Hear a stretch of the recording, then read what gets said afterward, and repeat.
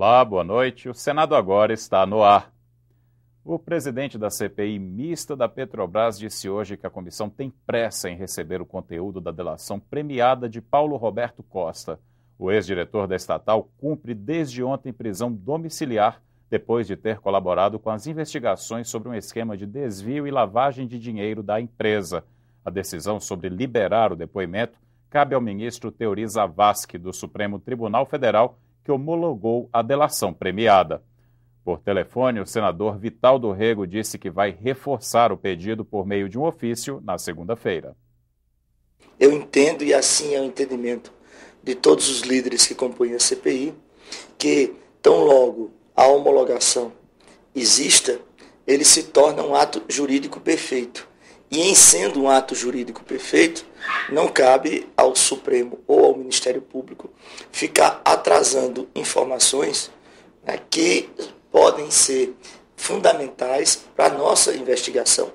Até porque, constitucionalmente, nós temos o direito de ter acesso a todos esses dados. Este é um entendimento também que eu sei do ministro Teori, é um entendimento que eu sei do Procurador-Geral e do Presidente do Supremo. Todavia, nós podemos estar desafinados com relação ao tempo que virá. O tempo que virá, que para nós esse tempo urge, né? Para nós esse tempo é importante. Há 3 dias das eleições, acabou nesta noite a propaganda dos candidatos no rádio e na TV. Debates que tiverem início hoje podem prosseguir madrugada dentro até amanhã cedo. E esta sexta-feira é o último dia para anúncios pagos pelos candidatos em jornais e revistas. Distribuição de santinhos e carreatas serão permitidos até sábado. O Tribunal Superior Eleitoral já autorizou o envio de tropas federais para 254 localidades de 10 estados. O número pode aumentar até a data da eleição. Mais de 30 mil militares devem ajudar a Justiça a acessar locais isolados e a garantir a segurança da votação.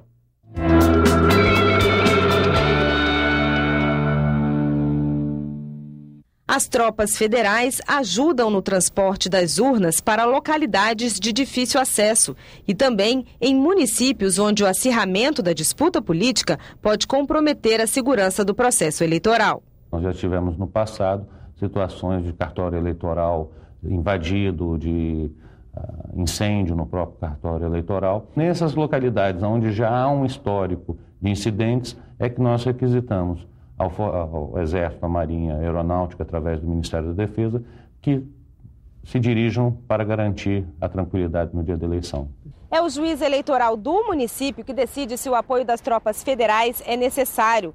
O pedido de reforço na segurança deve ser aprovado pelo Tribunal Regional Eleitoral e também pelo Tribunal Superior Eleitoral. Depois, junto com o Ministério da Defesa, é escolhida a força que será destacada, Exército, Marinha ou Aeronáutica, e também quantos oficiais serão enviados. Grande parte é do Exército Brasileiro, né?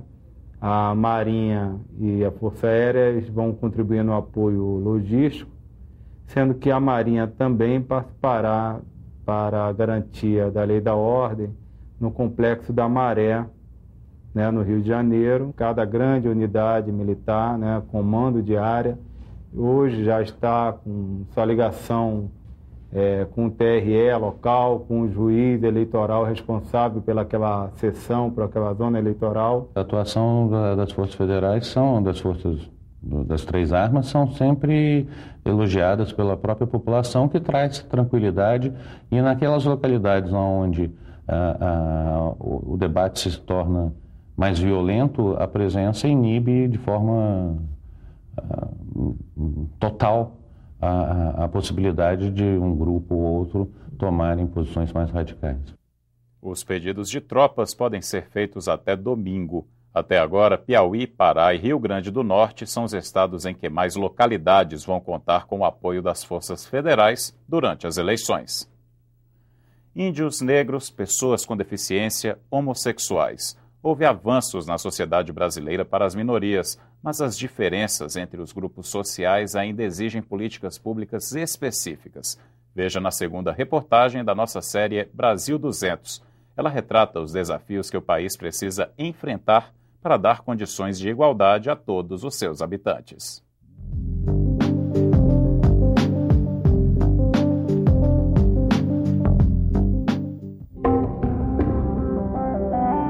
O censo de 2010 mostra que as mulheres chefiam 38% dos lares do país. Elas também estudam mais que os homens. Na população masculina com 25 anos de idade ou mais, 50,8% não eram instruídos ou não tinham concluído o ensino fundamental, contra 47,8% das mulheres. 9,9% dos homens possuíam diploma universitário. O índice delas é de 12,5%. Mas isso não se reflete nos salários. Em 2013, elas ganhavam 72,9% da remuneração deles nas mesmas funções. No próprio espaço educacional, onde as mulheres são maioria, a gente tem uma separação, áreas onde elas entram e áreas onde elas não entram.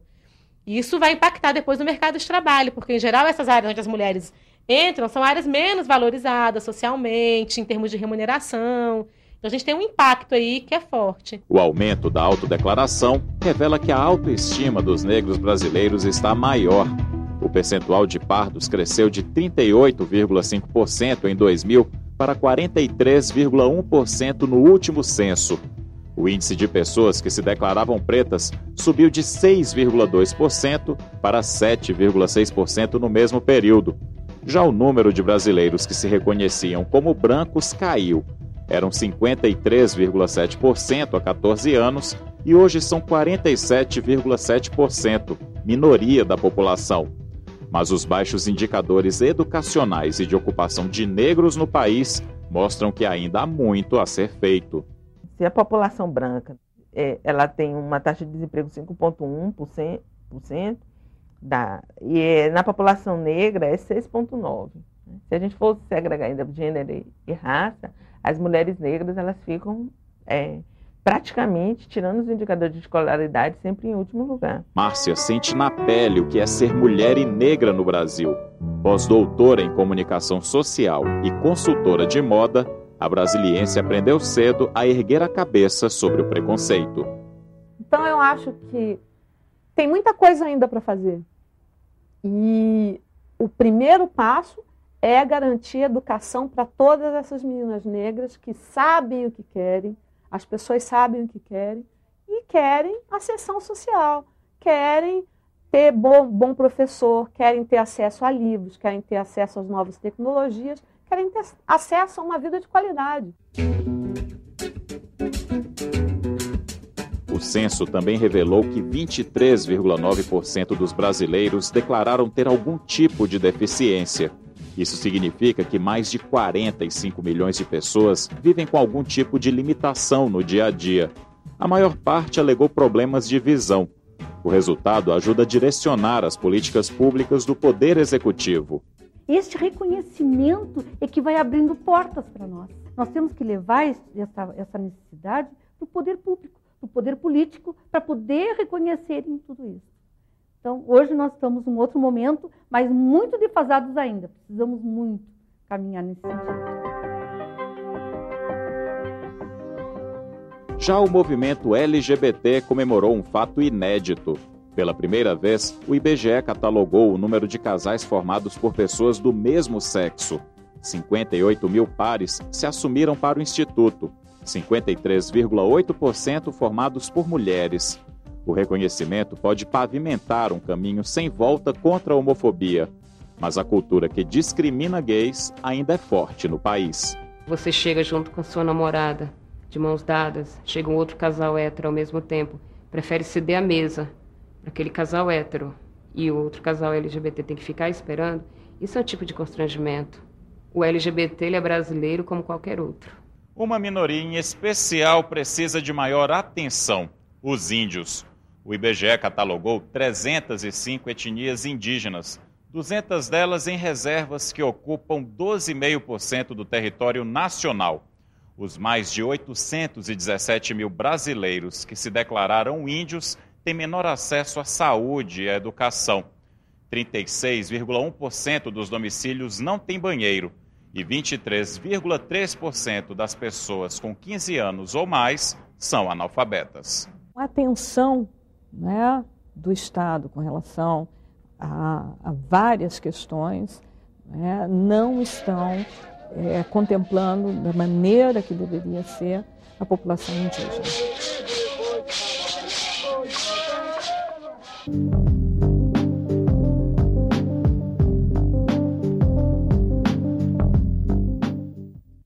Amanhã, na última reportagem da série Brasil 200, vamos abordar o rápido envelhecimento da população e seus reflexos, como os impactos na previdência social.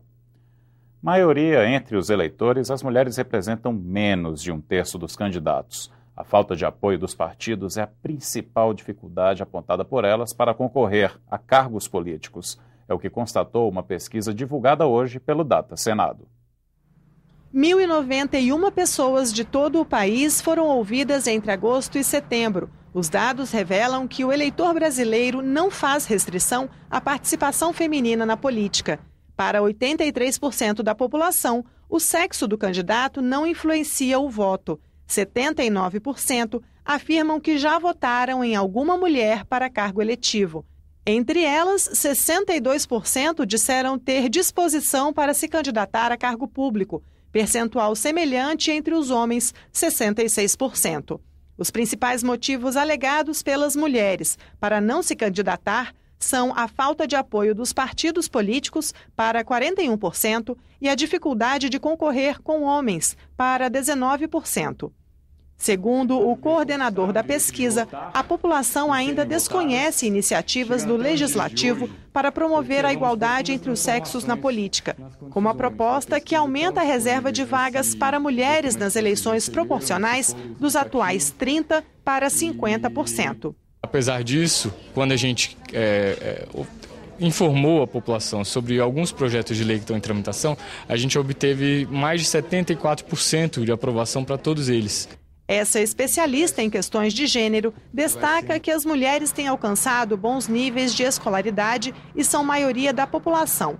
Portanto, deveriam ocupar mais espaço na política.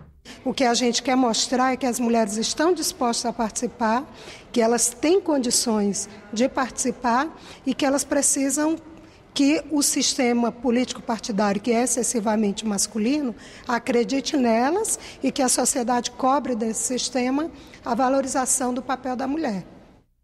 As 1.091 entrevistas foram por telefone com homens e mulheres acima dos 16 anos. A pesquisa foi encomendada pela Procuradoria da Mulher do Senado. Você terá outras notícias a qualquer momento em nossa programação e nesta sexta-feira às 8h15 da manhã no Senado em Dia. Encerramos esta edição com imagens do Congresso Nacional iluminado de cor-de-rosa. O Parlamento está na campanha para conscientizar as mulheres da necessidade de fazerem exames preventivos do câncer de mama. Boa noite.